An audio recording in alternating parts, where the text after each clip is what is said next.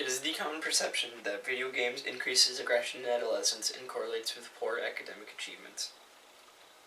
However, this common perception needs to be interpreted carefully and looked at very carefully. As the CCL, the Canadian Council on Learning, put it, one has to be cautious when interpreting video games being correlating with poor academic achievement.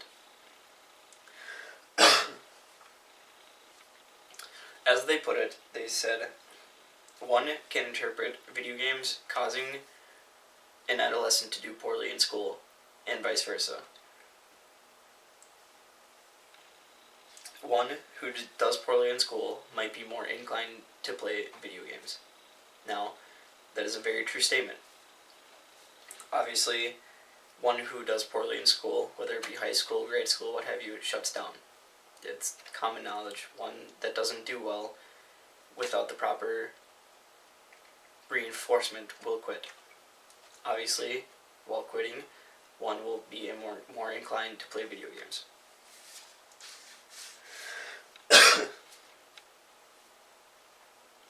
As for aggression, to study the effect of playing violent video games cooperatively or competitively on subsequent cooperative behavior shows us that most studies done on aggression in playing violent video games are done with single-player modes, instead of multiplayer modes, which single-player modes is one person playing to achieve a goal or by themselves, what have you, whereas multiplayer is multiplayer. You have players versus players, whether it be players versus players free-for-all or like a team match, where you have one team fighting the other team, and the team can vary from 8 people to 16 people.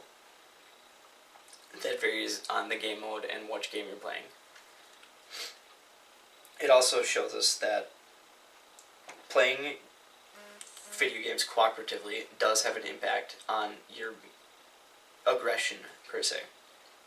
Playing video games cooperatively allows you to work together with a team and doesn't decrease that pro-social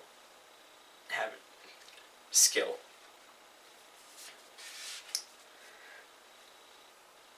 As for pro-social, many people believe that playing violent video games shuts you down to social life and wants you to focus on playing that video game.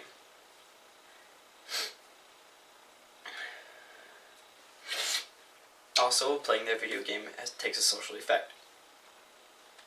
That effect, in this case, is that many people want to play video games, which, is common knowledge. However, parents do have a fault at this too. In the article, Parents Need Help by Barbara Defoe Whitehead, it says that retailers are at fault and they need to enforce the mature rating. However, one can go into a Target, Walmart, Kmart, what have you, and go by the electronics area and listen in for parents talking to their children about certain violent video games. Many times one can hear the parent saying, "Do it, you really want this? Do you really need this game? I don't know, it's pretty violent, pretty gory." However, that leads to the typical response from the children, "But all of my friends have this." Well, yes, that is very true. Many people play video games, as mentioned earlier. That's common knowledge. And in today's day and age, it's becoming younger and younger. But that correlates directly with parenting as well. As mentioned in the article Parents Need Help by Barbara Defoe Whitehead, it says that retailers are at fault and they need to enforce the mature rating 17+, which the mature rating 17+ states that children, or teenagers for that fact, or people under 17 cannot purchase a violent video game. Violent video game consists of, Call of Duty, Medal of Honor, what have you, the games that have been around for a while. Those are rated M. And rated M usually means graphic, whether it be blood, gore, mutilation of body, or sex scenes, sexual innuendos, what have you. That is what M17+ means.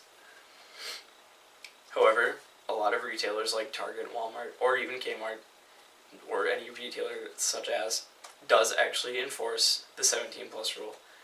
Many times one can try to purchase an M-rated game, however, the system in those retailers do require you to have an ID of stating that you are 17 or plus. The cashier needs to scan it or hand key it, but either way, you need an ID that's 17 or plus, otherwise you cannot purchase that game.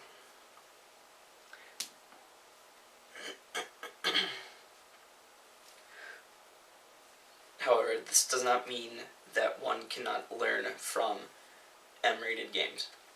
Some M-rated games are MMOs, which is massive multiplayer online, which has you on teams or facing other people to achieve domination or what have you. However, in these games, there's often certain times where you have to interact with other people.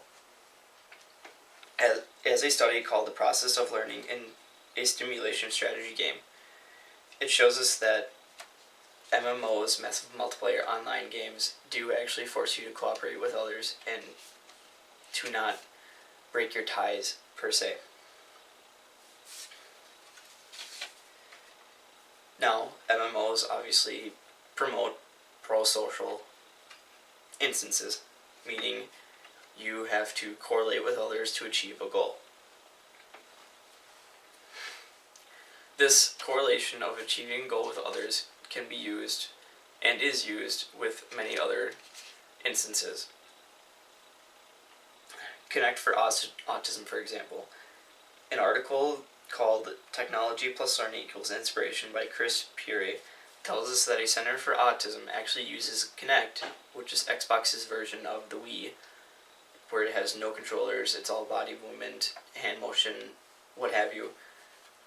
The center uses Kinect to help autistic children develop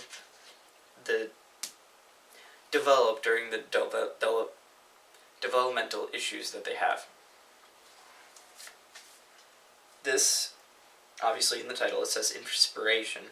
This can be used as an inspiration for getting video games or interactive media into the classroom. Interactive media in video games are not new in the education setting.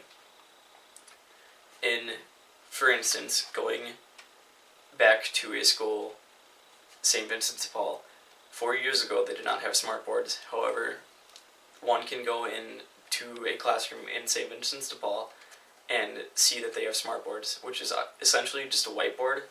However, you can use your desktop to project on that whiteboard. This allows the students to interactively learn English, math. It makes it learning fun. So the common perception that's video games correlate poorly with the common perception that video games correlate poorly with poor academic achievement is not entirely true. Actually, video games can increase that academic achievement if used properly.